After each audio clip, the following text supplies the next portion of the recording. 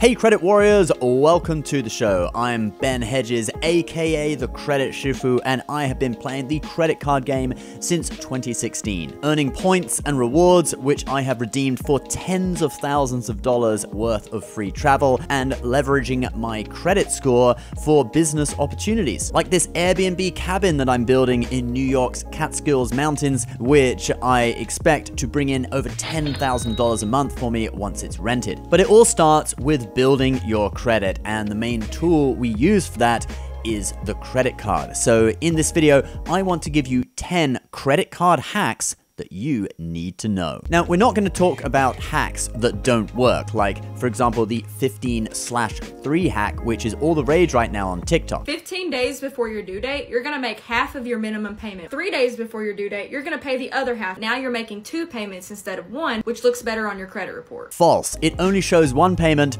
because your card only reports 1 payment per month, okay, paid as agreed. The only way to get 2 payments is to get 2 credit cards and pay them both off on time, and that would be 2 payments, and that does work. So in this video, we will give you some hacks to both build your credit score, help you get more credit cards, and also earn points and rewards so you can redeem them for free travel and cashback. Let's go. Number 1, the reconsideration line. So if you've been denied for a credit card, don't think that that is the end of the story. Most US banks have reconsideration lines. Now, they don't promote these numbers that much, so they can be tricky to find. But the website Doctor of Credit has a page where they do list all of the reconsideration lines for the major US banks, and they do update it periodically. So if you get denied for a credit card, you can sometimes reverse that decision by calling one of these numbers, and that can be for several reasons. You may have received an automatic no from a computer, but upon manual review by a human, you're able to get that decision reversed. With Chase Bank, because of their 524 rule, which states that if you've opened 5 or more new personal credit cards in 2 years, Chase won't approve you for any new Chase cards. Sometimes they can think that authorized user cards that have showed up on your account are actually credit cards in your name. You can phone up the reconsideration line and explain this, that they're authorized user cards, and often you can get approved. I experienced success doing this when I applied for the Chase Sapphire Reserve several years ago when it came out. Now, in addition to reversing a denial and getting approved by calling up, you can also call up to get a bonus offer if you agree to keep a card for another year. That's our next one. Number 2, retention offers.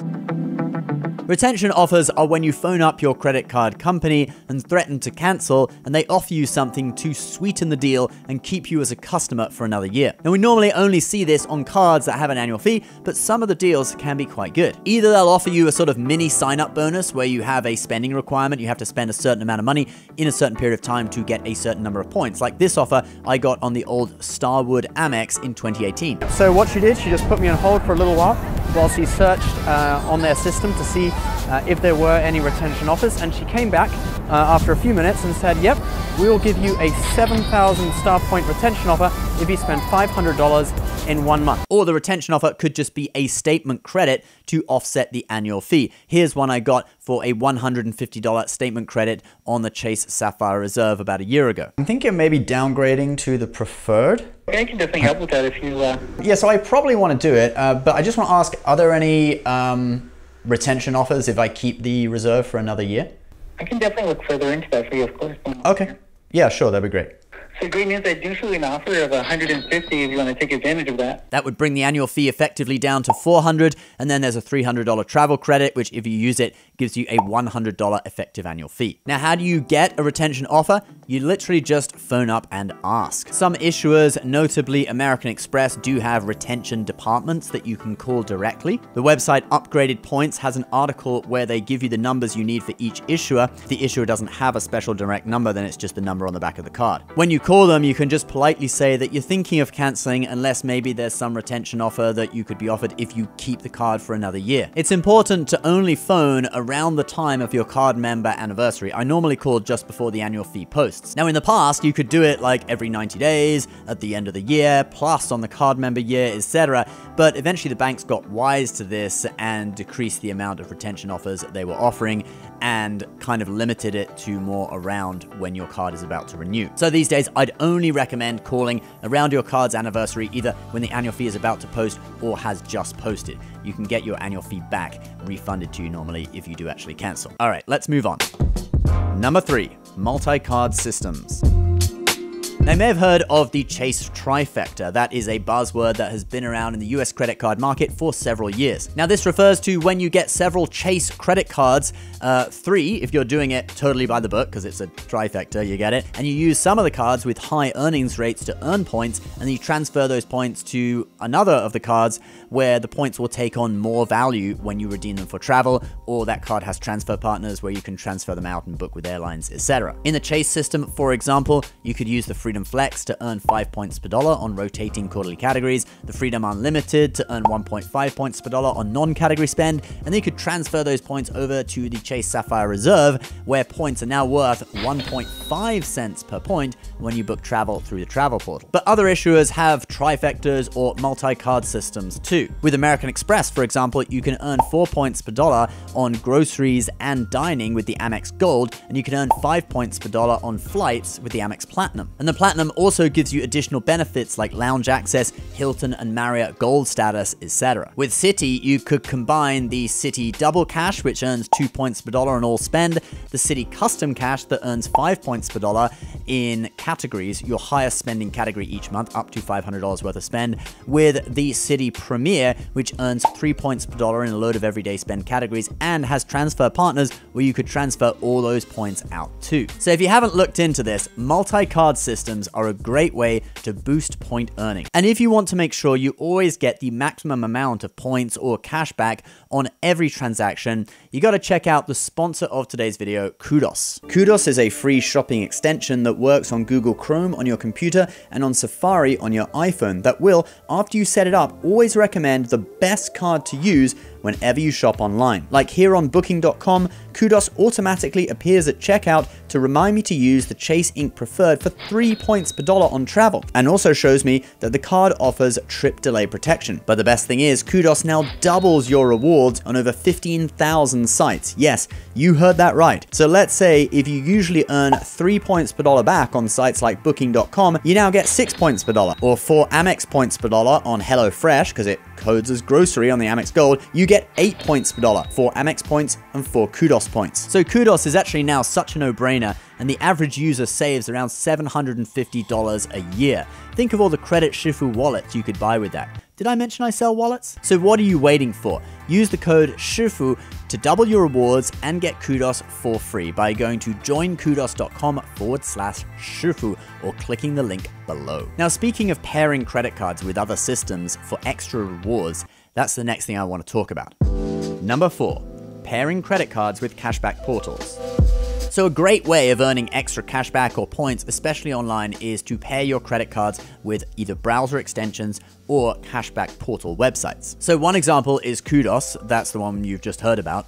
Then there's also other sites such as Rakuten, where you can earn extra cashback, which could also be redeemed as Amex membership rewards points when you just click through their site to loads of your favorite merchants. Coolest thing is, you should actually be able to combine Rakuten with Kudos for 3 layers of rewards. So let's say you wanted to book a hotel on Booking.com, you could go to Rakuten and click through to Booking.com, which activates 4% cashback in your Rakuten account for hotel bookings. That's layer 1. Then when you get to checkout, the Kudos plugin pops up recommending the Chase Ink Preferred. That is the best card currently in my wallet for hotels, giving me 3 Chase points per dollar. That's layer 2. And then Kudos Boost kicks in for an extra 3 points. That's layer 3. So you'd earn 10 points per dollar on that purchase. Cashback Monitor is a great site where you can search stores that you want to shop at and figure out which cashback portal, for example, Rakuten, Top Cashback, etc., is providing the highest level of cashback. And you should be able to combine most of them with Kudos. Number 5, earn more points with referrals. Now with credit cards, you can earn bonus points through sign-up bonuses, through spending categories. These you definitely know about, but there is another way, and that is referrals. American Express, Capital One, Chase, and Discover all have referral programs you can take advantage of. Amex is often the most generous. Right now, my Amex Gold is offering me 30,000 points for each referral, up to 55,000 per year. To put that in perspective, to get 30,000 points just spending naturally, you'd have to spend $7,500 $500 in the 4x earning categories on the Amex Gold. So it's a great way to fast track your point earning. And the person being referred gets a bonus too, which makes referrals a great part of our next hack.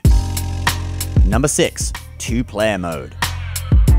Two-player mode is when you play the credit card game with a partner, normally your significant other. So if I was to refer my wife to the Amex Gold, for example, I would get 30,000 points and she would get 60,000 for a total of 90,000 points. A lot better than the public offer of just 60,000. Now the cool thing is, if either of us added the other as an authorized user, well, Amex actually lets you send points to the loyalty programs of your authorized users. So we could actually pool that full 90,000 points in whatever airline or hotel we choose, and we're going to use the points together anyway. In two-player mode, you could also apply for the same credit card, one each, right, to double the bonus. So if you applied for the Chase Sapphire Preferred, which currently has a 90,000 point in-branch bonus, you get 180,000 points between you. Now, British Airways is a transfer partner of Chase, and they let you pool points in household accounts. So we could each transfer 90,000 points to our British Airways household account, and then we'd suddenly have 180,000 points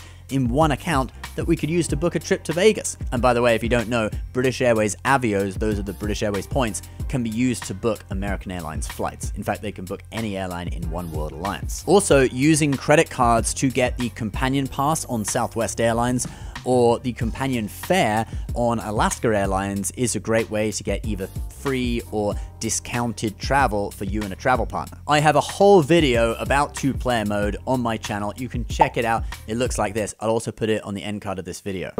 Number 7, use virtual card numbers for free trials.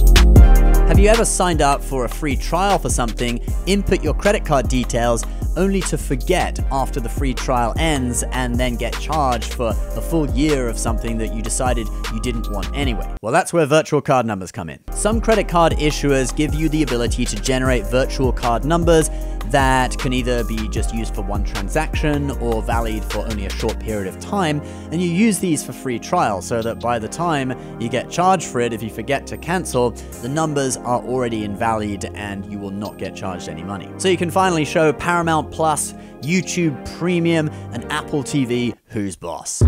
Number 8, interest-free loans, short-term strategy.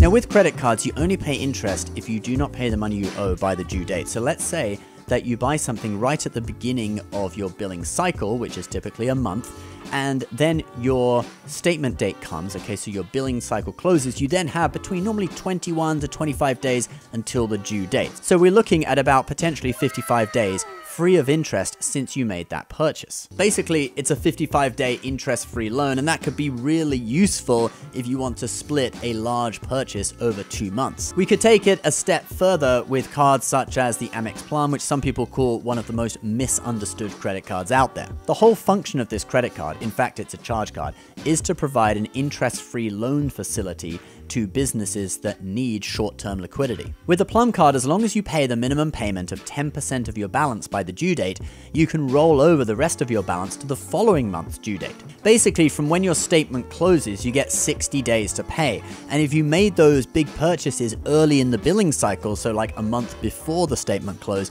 you could be looking at up to 90 days, up to a quarter of an interest-free loan. Now, I don't recommend going into debt for things you desire, like buying a big flat-screen TV with a credit card, but if you run a business that requires capital in the short term, like let's say you sell things on Amazon and you want to buy a load of products and you expect to sell them within the next 2 months, this could be a really useful card. All right, let's take a look at a longer-term interest-free loan.